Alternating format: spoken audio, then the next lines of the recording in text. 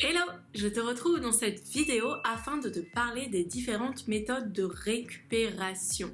Qu'est-ce qu'il faut faire après un gros entraînement, un entraînement intense pour améliorer sa récupération? Qu'est-ce qui marche et qu'est-ce qui est recommandé de faire afin de mieux récupérer, de se sentir plus en forme, afin de mieux progresser et de retourner à l'entraînement plus rapidement, sans courbature, sans douleur et en pleine forme. Donc, on remet en contexte. Après un gros entraînement, que ce soit un WOD, que ce soit une séance de musculation un peu plus intense ou que ce soit par exemple une sortie longue en course à pied, il peut arriver qu'on se prenne une grosse claque dans la figure et qu'on ait vraiment du mal à récupérer de sa séance.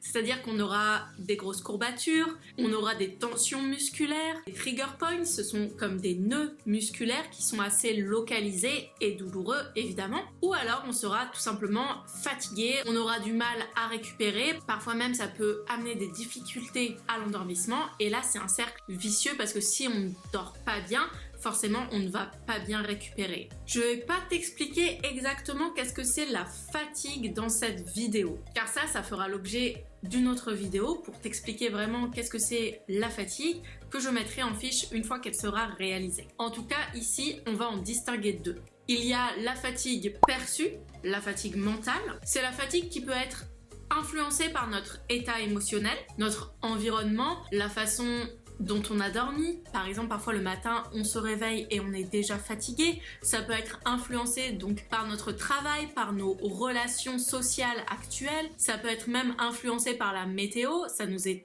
à tous arrivé d'être un petit peu plus fatigué pendant l'hiver parce que forcément on a moins de soleil et donc on a parfois un petit peu moins d'énergie. Mais il y a aussi le rôle de l'alimentation et de l'hydratation qui aura un impact sur cette fatigue. Cette fatigue perçue ou cette fatigue mentale, elle peut pas vraiment se mesurer parce qu'elle est vraiment individuelle. On va plutôt la mesurer grâce à une échelle, par exemple, à une échelle qui sera individuelle. Donc de 0 à 10, comment tu te sens? Voilà, quel est ton état de fatigue, ça nous permet de voir à petit peu près au jour le jour comment on se sent. Et il y a aussi la fatigue musculaire ou la fatigue périphérique. Donc ça, c'est parfois quand on va à l'entraînement, on a l'impression d'être en forme, mais en fait rien ne va. Rien ne va à l'entraînement, on fait tout pas bien, on sent qu'on n'a pas de jus, pourtant on pense qu'on est en bonne forme, mais au final, sur les performances, ça se ressent vraiment.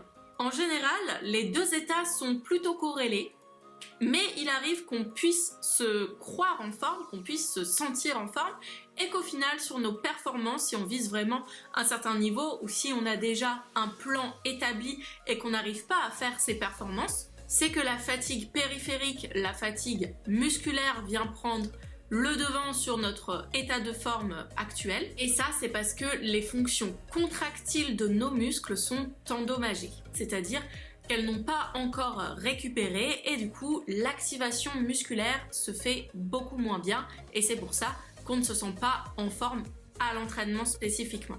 De manière générale, les deux états sont plutôt corrélés. Quand on se sent en forme, on va plutôt performer à l'entraînement. Mais si on ne se sent pas en forme, il est possible qu'on n'ait pas récupéré tout simplement et que du coup, il y ait un impact sur notre entraînement. Et donc, cet état dépend forcément de la récupération.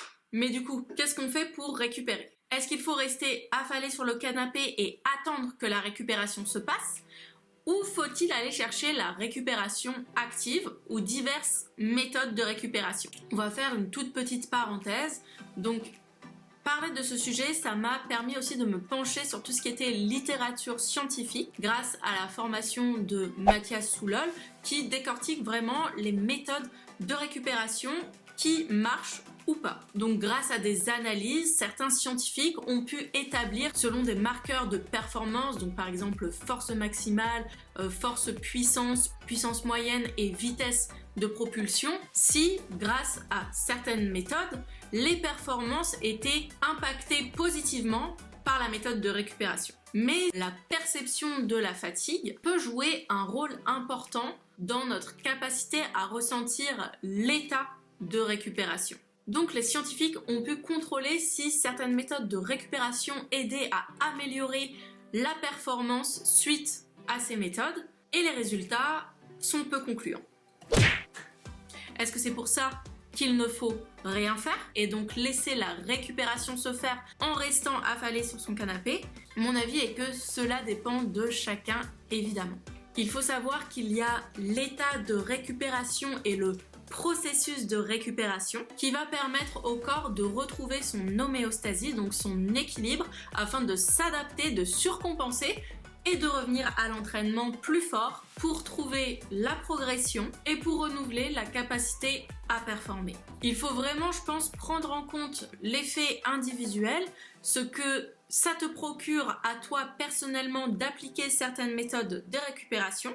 Si tu as l'impression que ça marche pour toi, pour moi, il faut continuer, il ne faudrait pas arrêter parce que simplement, il y a des études qui ont dit que ce n'était pas gage d'une meilleure performance que de faire tel type de récupération. Du coup, je vais te donner quels sont pour moi les axes principaux, les axes fondamentaux à respecter pour améliorer ta capacité à récupérer, pour te sentir plus en forme après un entraînement intense et pour pouvoir revenir à l'entraînement plus fort, pour progresser et pour performer. La chose la plus importante à avoir dans ton quotidien, c'est évidemment de dormir. Si tu ne dors pas assez, si tu ne dors pas suffisamment, donc il faut compter entre 7 et 8 heures par nuit, eh bien ton corps ne va pas pouvoir récupérer, ne va pas mettre en place tous les processus physiologiques pour permettre ta récupération. Pendant ton sommeil, ton corps ne reste pas inactif. Il va mettre en place plein de processus pour le renouvellement des cellules par exemple et encore plein d'autres processus physiologiques qui te permettent d'être en forme au quotidien.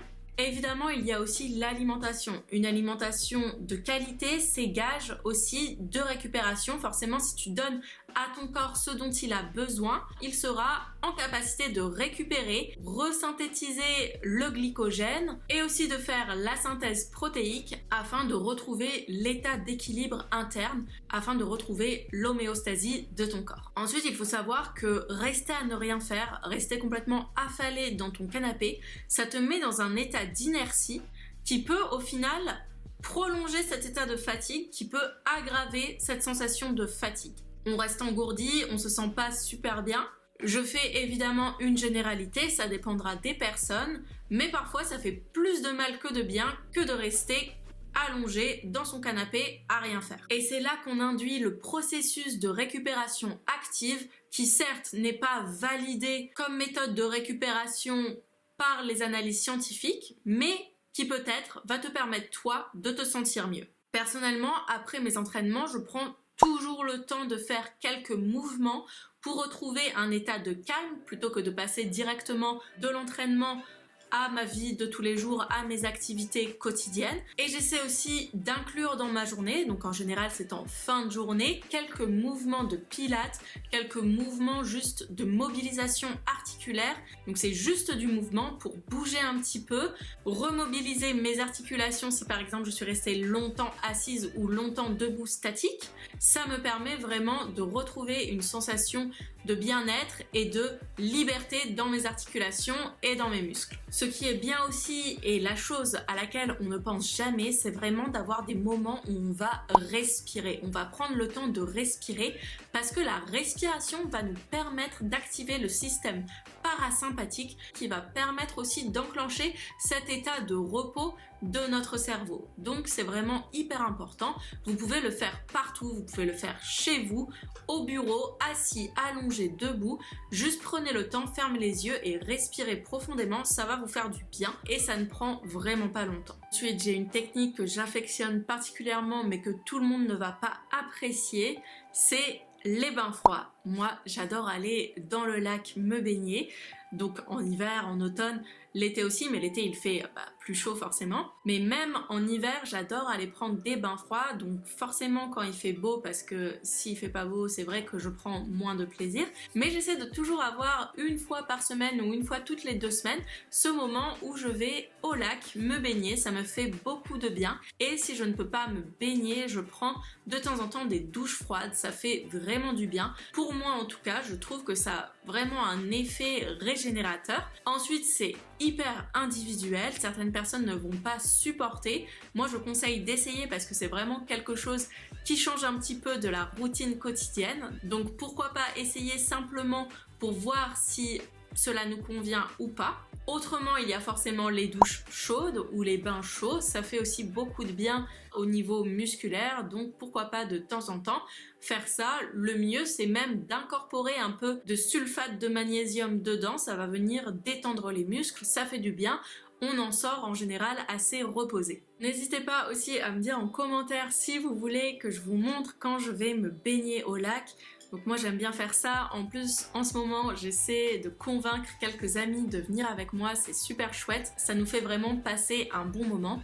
Donc dites-moi si vous voulez que je filme ça, ça pourrait être assez marrant. Avoir aussi une activité qui est différente de votre activité principale, donc par exemple si vous faites de la musculation, avoir un autre type d'activité sur vos jours de repos comme un petit peu d'entraînement en aérobie ou alors une séance dehors, une séance de crossfit, une séance de course à pied. À partir du moment où c'est fait avec légèreté, sans forcément avoir envie de performer mais simplement pour changer un petit peu d'air et pour changer d'environnement, ça peut aussi vous aider à récupérer d'une autre manière, c'est-à-dire simplement vous aider à récupérer sur le plan nerveux. Ça vous fait changer un petit peu, ça vous permet de voir d'autres choses et du coup pourquoi pas vous procurer du bien-être qui est différent de celui que vous avez après un entraînement. Puis des fois, on va pas se mentir, mais c'est bien aussi de ne rien faire. Donc ça, moi j'aime pas trop dire ne rien faire parce que je pense qu'il faudrait toujours bouger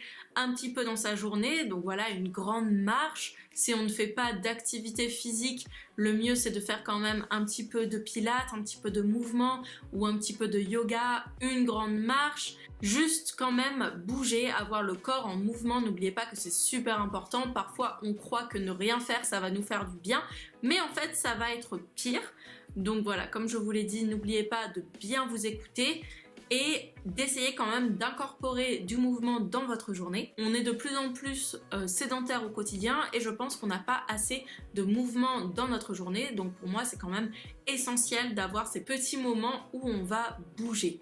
Mais si de temps en temps tu te sens super fatigué, peut-être que des fois c'est bien aussi de t'écouter vraiment et de ne faire par exemple qu'une seule marche et de passer le reste du temps à te reposer, te régénérer. Et forcément aussi faire des choses qui nous plaisent en dehors de l'entraînement. Donc par exemple lire un livre, cuisiner, marcher, encore une fois. Je dis beaucoup marcher, mais j'adore marcher, moi personnellement, j'adore marcher en nature, ça me fait beaucoup de bien. Donc oui, marcher ou alors lire, cuisiner, faire du dessin, faire de la peinture, écouter de la musique. Il y a plein de façons de récupérer tout en restant vraiment tranquille et en changeant un petit peu ses habitudes de l'entraînement et du travail. Il y a aussi le fait de voir ses amis, de sortir avec eux, de faire une activité sociale, culturelle. Ça peut vraiment nous aider à récupérer sur le plan mental, sur l'aspect cognitif, ça va nous faire du bien, ça va nous stimuler autrement. Donc ça peut être aussi de bonnes manières de récupérer. Il n'y a pas de formule magique concernant la récupération.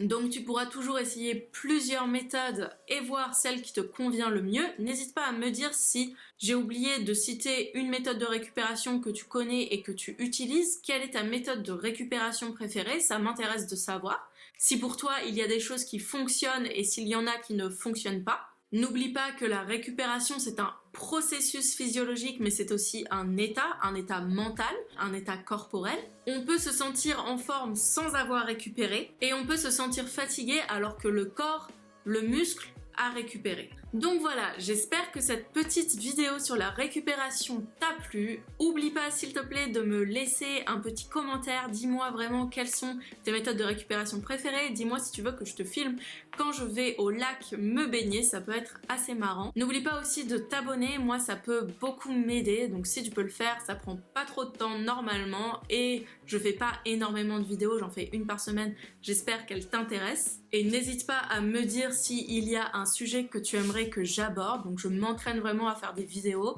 Donc voilà, faut pas hésiter, moi ça me sert vraiment d'entraînement, tous ces petits formats, j'espère que ça sera de plus en plus intéressant pour toi et que je vais m'améliorer là-dessus. Bon et du coup, je te laisse pas avec un entraînement aujourd'hui, mais je te laisse avec mes anciennes vidéos de pilates, peut-être que ça t'aidera à récupérer un petit peu. Qui sait, peut-être que tu peux essayer d'incorporer ça après ton entraînement, peut-être que ça te fera du bien, peut-être que ça te permettra d'avoir un petit peu plus de détente à la fin de ton entraînement. Je te dis à très bientôt pour une prochaine vidéo. Passe une bonne semaine et ciao ciao!